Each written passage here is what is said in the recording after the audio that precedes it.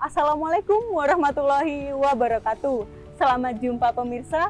Bagaimana kabar Anda hari ini? Saya doakan semoga kita semua sehat selalu dan berbahagia.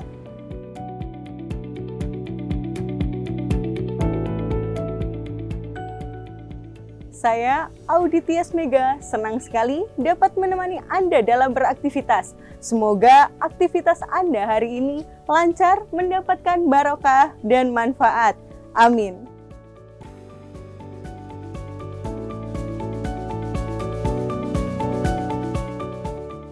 Baiklah pemirsa, Mimbar TV hari ini akan kami sajikan untuk Anda dan kami siapkan berbagai program menarik.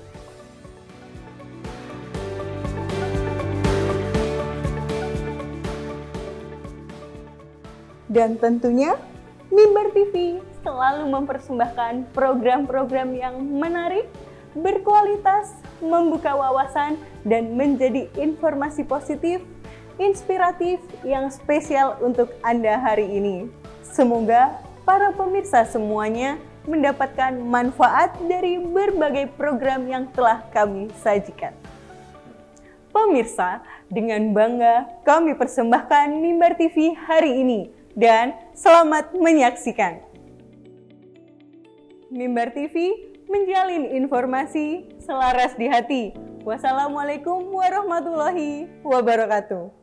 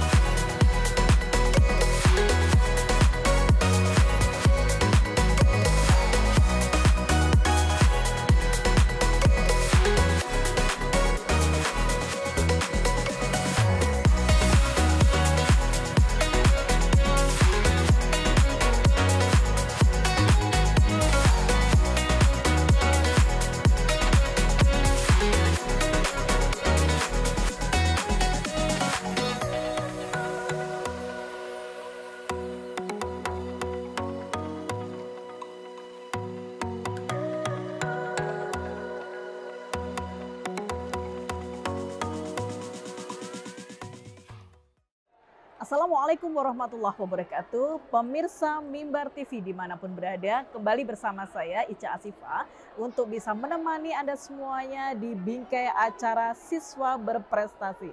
Dan kita masih penasaran dengan MTSN 3 Malang. Dan kita kali ini akan berjumpa dengan siswa yang berprestasi yang luar biasa, memiliki kejuaraan madrasah nasional, Madrasah Young Research Supercamp di tahun 2021 di bidang IKI Kementerian Agama, kemudian medali perak kompetisi kreasi dan inovasi Kresna 2022 di bidang sosium tingkat nasional, Nano Center Indonesia, Badan Research dan Inovasi Nasional atau BRIN. Kemudian saat ini peserta kita yang sudah datang juga meraih silver medal internasional Invention Competition for Young Muslim Scientists. Wah, luar biasa keren. Dan masih ada berurutan banyak lagi prestasi-prestasi yang diberikan untuk MTSN 3 Malang. Dan siapakah dia? Dia adalah Keisha Maheswari Putri Bumi, kelas 9A dan kelas Tafid. Assalamualaikum. Waalaikumsalam. Ya, apa kabar? Alhamdulillah. Sehat ya. Dan ada juga Bapak Guru sebagai pendamping, yaitu Bapak Ahmad Wahadi Adit sebagai koordinator riset karya ilmiah. Assalamualaikum Bapak. Ya. Nah pemirsa, kali ini kita akan coba bincang-bincang bersama beliau berdua. Sebetulnya di titik mana keberhasilan mereka berdua untuk bisa menjadi peserta dan tentunya sebagai guru pendamping. Nah, pertanyaan Bu Ica kali ini kepada Mbak Kesya dulu ya. Dengan sedemikian banyak pengalaman meraih prestasi yang luar biasa nih Mbak Kesya, adakah memandang dirinya Mbak Kesya itu seperti apa? Adakah perubahan dari awal sampai dengan akhir? Dan gimana sih perasaannya untuk menerima banyak penghargaan begitu? Pertama untuk perubahan ya, saya memandang diri saya yang dulu dan sekarang itu sangat berbeda. Mungkin dari sifat saya yang dulu saya tuh bisa dianggap anaknya introvert banget. Oh begitu? Iya, saya pemalu banget. Saya nggak close ya, tertutup saya ya? nggak suka ngomong sama orang lain. Bahkan saya ngomong ke tetangga aja takut. Oh iya, Iya. kenapa? Apa yang bikin takut nih kira-kira? Soalnya dari dulu saya emang jarang keluar rumah. Jadi ya pasti lingkungannya di situ-situ aja. Iya. Nah, Anak rumahan nih ceritanya. iya. Nah, Oke. semenjak saya masuk MTSN 3 Malang dan saya mengikuti Ekstrakurikuler? riset, saya berpikiran kalau saya tuh mempunyai banyak perubahan. Jadi dulu seperti yang saya bilang tadi, saya anaknya pendiam. Sekarang saya bisa berkomunikasi santai, bisa bersosialisasi ya. Bisa bersosialisasi santai. Terus saya tidak pemalu lagi berbicara di depan umum kayak gini. Iya. Terus kemudian dulu saya juga mungkin kurang fasih dalam berbahasa Inggris. Nah, setelah saya dibimbing oleh beberapa pembimbing dari Matsaneti dari MTSN 3 Malang, saya memiliki kemampuan untuk berbahasa Inggris, untuk berpresentasi bahasa Inggris. Ya, apakah menggunakan bahasa Inggris setiap hari? Mungkin tidak. Maybe. Mungkin Ada tidak. timing tertentu di sekolah yang menggunakan bahasa Inggris begitu ya Pak Guru ya? Oke. Kemudian sayang? Namun saya berusaha untuk bisa berkomunikasi bahasa Inggris setiap hari. Ya. Bisa aja. Lalu saya juga sekarang saya kan sebagai seorang siswa di program tahfidz. Jadi saya dulu memiliki kayak kesulitan untuk mengatur waktu antara tahfidz, kegiatan sekolah, kegiatan riset dan lain-lain. Namun setelah saya berbincang dengan para guru, para ustazah untuk membagi waktu, gimana sih konsultasi lah istilahnya. Gimana cara saya bisa menjalani semuanya dengan runtut, tapi saya tetap bisa mengikuti semuanya dengan baik, dengan maksimal. Setelah mereka memberikan konsultasi kepada saya dan saya mengikuti arahan beliau-beliau semua, alhamdulillah sekarang saya bisa menjalani semua kegiatan tersebut. Luar biasa.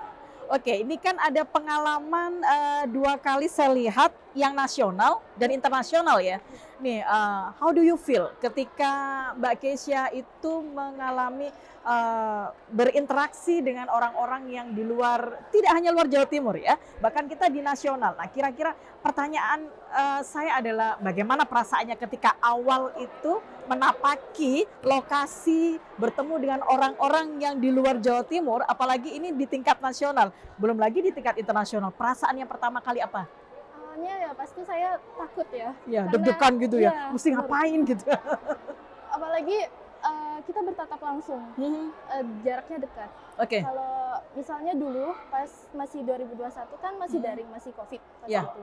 Lalu pada tahun kedua 2022 saya mulai ikut yang MyRes yang offline.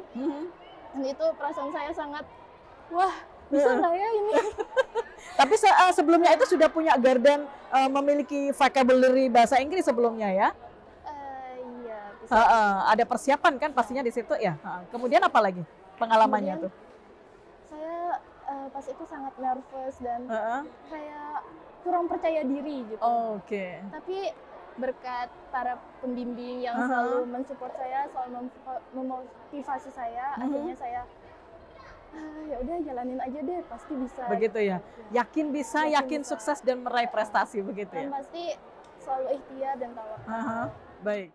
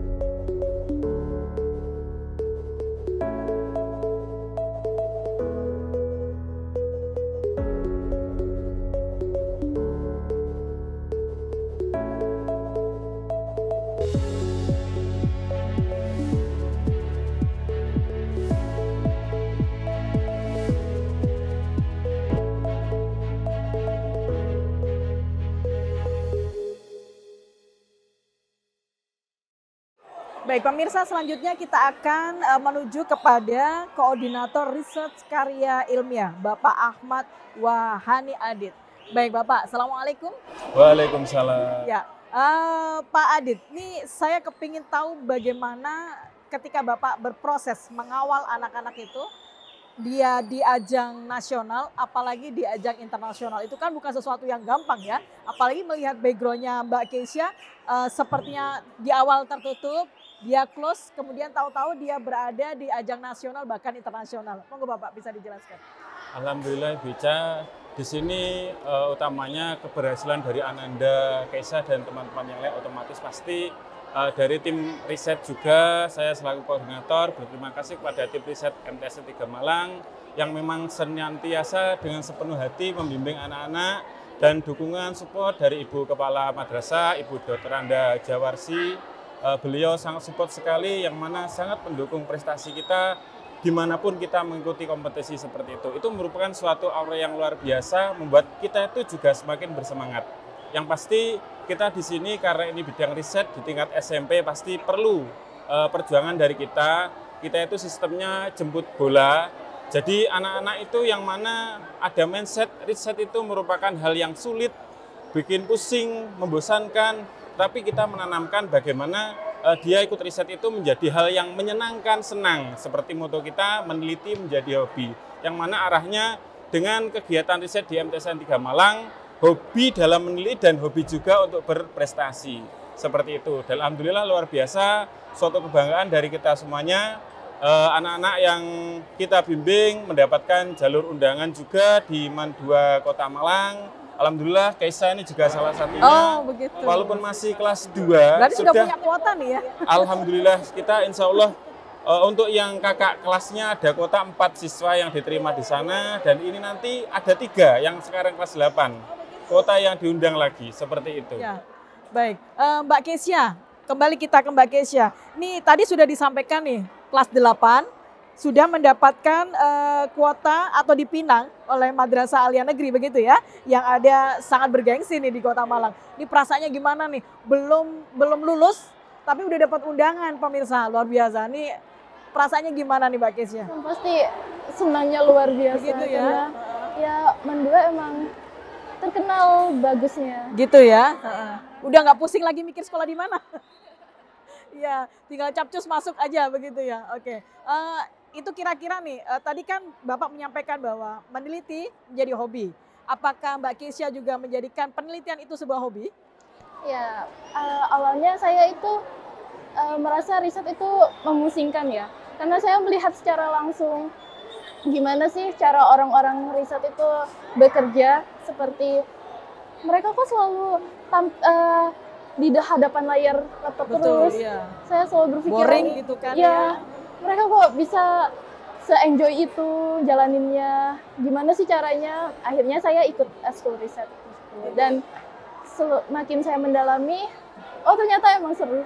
Seru ya? Nah, kalau bicara soal keseruan nih pemirsa, serunya di mana tuh? Apakah ada tips-tipsnya? Kan Keisha tadinya kan close banget nih, ya kan tertutup. Kok bisa tiba-tiba punya hobi melakukan research? Nah, sehingga apa yang membuat ketertarikan pertama kali terhadap kegiatan research? Pertama karena saya melihat kakak kelas mendapatkan banyak prestasi. Saya juga memiliki keinginan seperti itu. Akhirnya saya mencoba mengikuti jejak mereka semua. Begitu. Kemudian ketika saya join pertama kali ke riset, saya kira saya nggak bakal ditemenin. Gitu ya? Soalnya saya kan, aja ternyata teman-teman di sana tuh sangat baik banget, friendly welcome banget. ya? Iya, welcome banget ke saya. Dan saya merasa saya tuh ditemenin di sana, jadi saya enjoy aja. Begitu. Dan para pembimbing juga sangat membantu saya, mensupport saya, memberikan segala motivasi untuk meningkatkan kualitas diri saya. Baik.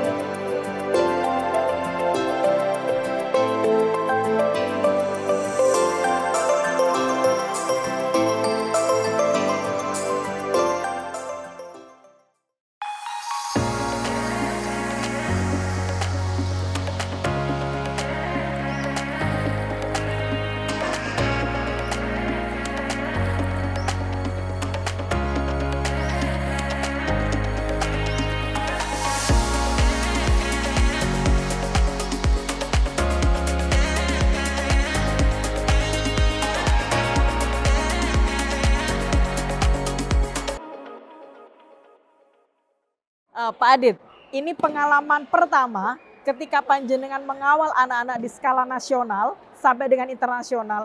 Sempat agak gimana-gimana nggak sih Bapak? Karena kan ini anak saya yang mau saya hantarkan nih ke nasional, bahkan ke internasional. Ini Pak Adit gimana untuk bisa berproses membuat anak-anak sukses di ajang kompetisi? Ya, pastinya kita mengawali untuk anak-anak berprestasi, tidak langsung kita masuk ke final juara. Pasti tahun pertama kita banyak sekali mengalami kegagalan. Dan itu pun juga saya tanamkan ke anak-anak, jangan patah semangat, jangan berkecil hati sampai sini. Masih ada kesempatan-kesempatan yang lainnya. Seperti kita dulu awal tahun pertama, ikut MERS pun juga belum sempat masuk juara. Tapi alhamdulillah tahun berikutnya dengan pengalaman, dengan yang pernah kita alami, kita ada suatu gambaran untuk event-event yang akan kita ikuti. Dan kita menyiapkan sudah setahun sebelumnya. Bahkan jadi, ini kejuaraannya 2 itu, kali betul-betul ya Pak? Iya, seperti itu makanya kita perlu ya tetap semangat ikut terus. Jangan sampai di sini sudah tidak. Gitu ya. Sama juga kita menanamkan kepada siswa kita juga. Tidak hanya kita sendiri. Tapi alhamdulillah karena sudah ada jalan, kita sudah tahu mempelajari dan berikutnya merupakan berikan kemudahan. Dan itu juga kita juga menanamkan kepada siswa kita untuk menjadi juara sejati. Maksudnya juara sejati adalah seorang juara yang bisa mengajak juara temannya. Nah, betul. Ini sudah ditanamkan ke Keisha. Dulu ketika Keisha kelas 7 dengan kakak kelasnya, alhamdulillah yang kakak kelasnya sudah di MAN 2 kota itu. Nah, sekarang dia mengajak teman yang lainnya untuk juara lagi. Nah, itu yang kita tanamkan, akhirnya itu yang dinamakan kita menanamkan suatu proses anaknya biar mengajak teman yang lainnya. Dan alhamdulillah di sini itu untuk ikut riset anak-anak itu kita tidak seperti dulu mengajak mengoprak, tetapi kemauan. Sampai saya coba mengeteskan anak, kamu nggak boleh ikut ya? Saya Pak ikut seperti itu. Alhamdulillah luar biasa antusiasnya. Kita juga sama keinginan. Nah itu seperti itu. Jadi sudah hobinya itu sudah masuk ke jiwa anak-anak itu tadi. Dan itu tidak mudah loh menanamkan itu kan, apalagi di era digitalisasi seperti ini, ketika anak-anak itu memiliki hobi untuk melakukan research, itu mereka mungkin lagi asik dengan ponsel, barangkali dengan gadget, tapi sebetulnya itu bisa disiasati ya Mbak Keisha ya. Nah ini saya melihat di sini Mbak Keisha juga sebagai santri tahfidz ya, di kelas tahfidz. Nih Mbak Keisha, apa sih kesannya sebagai kelas tahfidz itu berprestasi?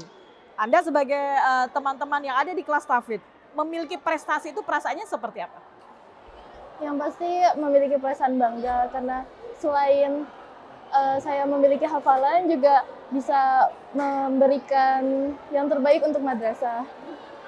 Namun di balik semua itu pasti ada pengorbanan yang sangat besar. Oh, apakah itu? Tertarik saya kalau soal pengorbanan mah. Bukan Idul Adha saja ya.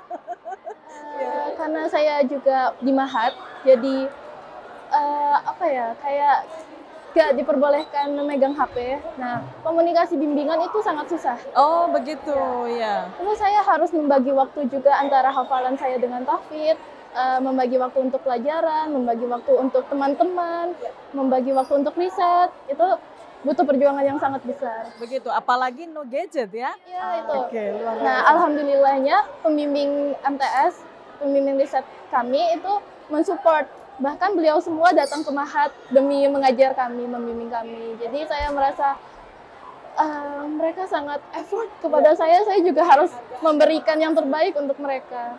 Ini saya lihat ada beberapa, pemirsa, kita lihat ada beberapa medali di sini yang luar biasa. Ada yang perunggu ya, ada yang perak juga. Ini kejuaraan apa aja nih Mbak Keisha bisa disebutkan? Ini yang MERS tahun 2021. Bidang ilmu keagamaan. Lalu ini yang IICMS International Intention Competition yang diselenggarakan ISA. Ini ITWASKO. Oh begitu. Dan yang ini adalah juara harapan 3 jenjang MTSN ya, di bidang ilmu keagamaan Islam. Itu bidang keagamaan Islam seperti apa nih Mbak? Alhamdulillah. Untuk kita kan madrasah sanawiyah otomatis ya 4 SKI dari akidah, akhlak, fikih dan lain sebagainya itu yang nanti masuk di situ. Kebetulan penelitiannya tentang apa saya kemarin? Salehah ya? Fikih ya? Fikih dan satunya tentang ekonomi syariah. Oh luar biasa. Baik, yang terakhir nih Pak Adit. Pak Adit harapannya kepada siswa-siswa yang ada di sini dengan melihat Kesia yang sudah memiliki prestasi. Terhadap mereka yang belum berprestasi, kira-kira apa harapan Pak Adit sebagai koordinator research? Alhamdulillah, harapan untuk siswa-siswa semuanya, janganlah kita berprestasi hanya dinilai rapot saja, tetapi perlu ada tambahan prestasi baik akademik maupun non-akademik, yang mana nanti akan pasti mendukung keberhasilan dalam rangka untuk masuk ke jenjang berikutnya. Dan skill yang didapatkan dari prestasi tersebut pastinya akan bermanfaat untuk kehidupan berikutnya, kehidupan sehari-hari berikutnya, seperti itu. Baik, Mbak Kesia sendiri. So, what do you want for your future? Saya ingin jadi yang terbaik dari diri saya yang sekarang. Pengen sesuatu yang tambah baik begitu ya? Terus bertambah baik sampai puncaknya. Oh, luar biasa. Apalagi kalau kita bicara tentang Al-Quran, dan di Al-Quran itu kan banyak bicara tentang ilmu pengetahuan, ilmu bumi, ilmu alam, yang pastinya itu bisa juga dijadikan research kan ya. Dan itu bukan hal yang mustahil begitu kan. Baik, terima kasih Pak Adit dan juga Mbak Kesia. Baik, pemirsa dimanapun Anda berada, luar biasa siswa berprestasi kali ini. Yang pastinya itu bisa memberikan kita motivasi tersendiri, tidak hanya di skala nasional, bahkan internasional. Tidak ada hal yang mustahil yang bisa kita lakukan. Yang penting adalah bagaimana kita memiliki kemampuan dan bagaimana kita membuat kemampuan kita, mengolah kekurangan kita menjadi sebuah kelebihan. Tidak pernah mengatakan tidak atas segala sesuatu, tapi katakan ya dan sukses pada akhirnya. Dan saya Ica Asifa pamit untuk Anda semuanya. Sampai jumpa di bingkai acara selanjutnya. Assalamualaikum warahmatullahi wabarakatuh.